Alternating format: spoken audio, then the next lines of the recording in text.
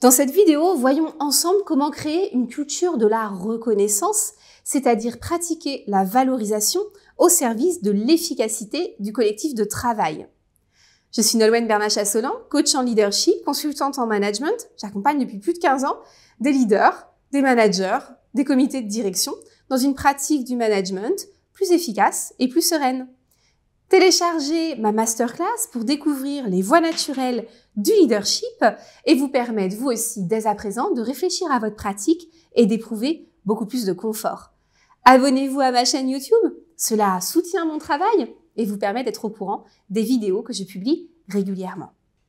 Avant toute chose, je voudrais rappeler que le socle d'une société humaine a été défini par Claude Lévi-Strauss par le don et le contre-don.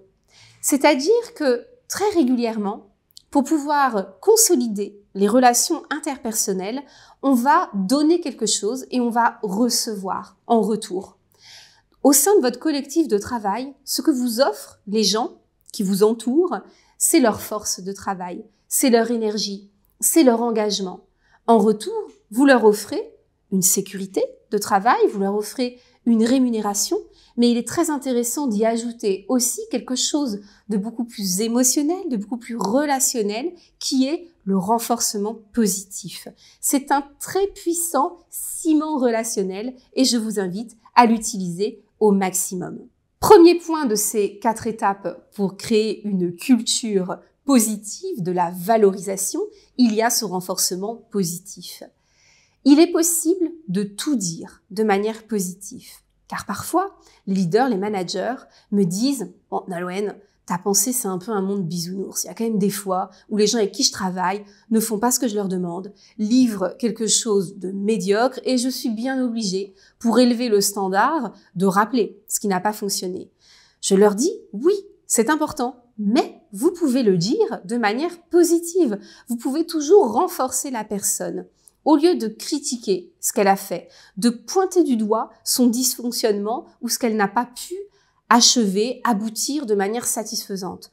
Commencez par renforcer positivement, valoriser le travail accompli, quel qu'il soit, c'est un effort qui a été réalisé, il mérite d'être soutenu, et rappeler à la personne de quelle manière elle peut continuer à s'améliorer. C'est-à-dire, tu ne t'es pas trompé, tu as produit un standard de résultat pour lequel je te remercie, mais je sais que tu peux faire encore mieux et par exemple, la prochaine fois, tu vas pouvoir t'améliorer en pratiquant de telle manière, en mettant en place de nouveaux indicateurs un peu plus élevés.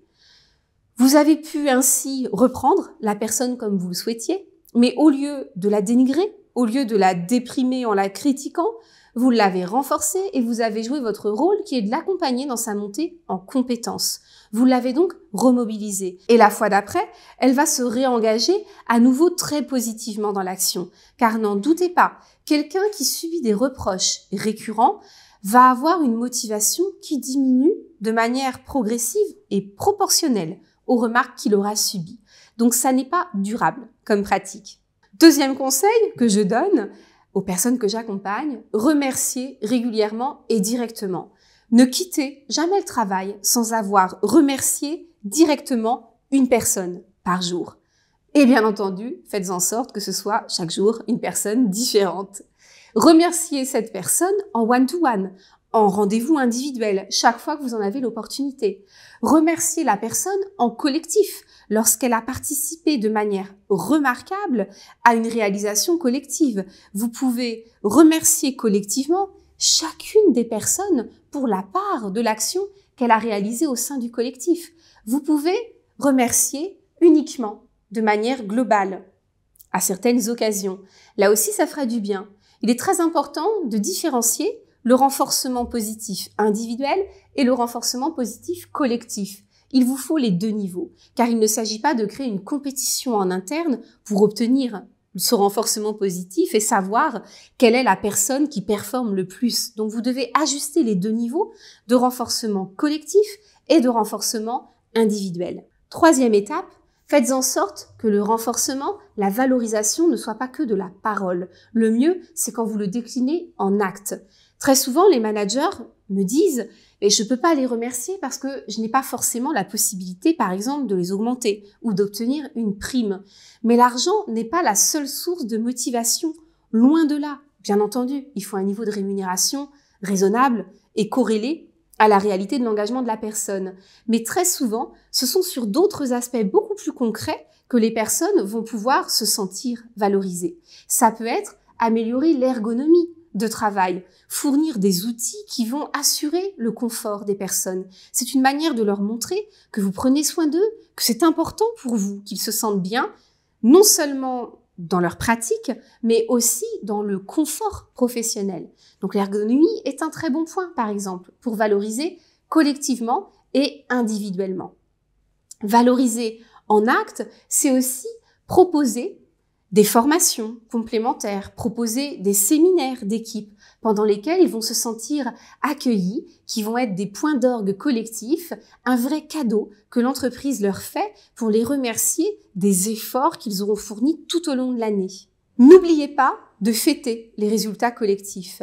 Très souvent, on va lancer des projets, on va soutenir en management ce projet, on va parler des éventuels résultats, mais on va oublier de les fêter. Chaque fois que possible, fêtez les petits succès et les grands succès. C'est une manière très concrète de montrer que vous remerciez les personnes qui fournissent leur énergie au service de l'atteinte de vos objectifs. Quatrième et dernier point, n'oubliez pas de valoriser vos équipes en dehors de l'entreprise. C'est un véhicule de remerciement extrêmement puissant.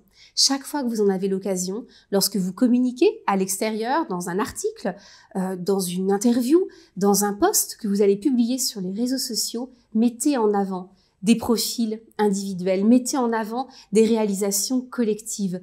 Lorsque les personnes voient que vous parlez de leurs réalisations à l'extérieur, ça va vraiment booster leur motivation et c'est vraiment un puissant véhicule de reconnaissance. Donc vraiment, n'hésitez pas à le faire. Par ailleurs, ça va renforcer aussi ce qu'on appelle la marque employeur. Vous le savez, il y a de plus en plus de fonctions, de postes sur lesquels les recrutements sont en tension. Ça devient de plus en plus difficile de recruter des personnes ayant le niveau de compétence que vous souhaitez pour un poste donné. Travaillez votre marque employeur, montrez à l'extérieur que vous valorisez les compétences de chacun et que vous poussez les personnes à avoir toujours plus d'autonomie, de responsabilité, eh bien, ça va vous aider à attirer à vous les meilleurs talents, les personnes qui sont les plus mobilisées et les plus engagées également. Dans ce principe de don contre don, lorsque vous donnez de la reconnaissance, vous allez recevoir en retour les candidatures des meilleures personnes, des meilleurs profils possibles pour vos postes en interne. J'espère vous avoir convaincu que la pensée positive, le renforcement positif n'est pas une pensée bisounours, mais est au contraire un puissant ciment pour votre collectif de travail et donc un outil au service de sa stabilité et donc de son efficacité. Si la vidéo vous a plu, signalez-le et abonnez-vous à ma chaîne YouTube pour être au courant de toutes les vidéos que je vais venir poster régulièrement. Merci beaucoup et à bientôt.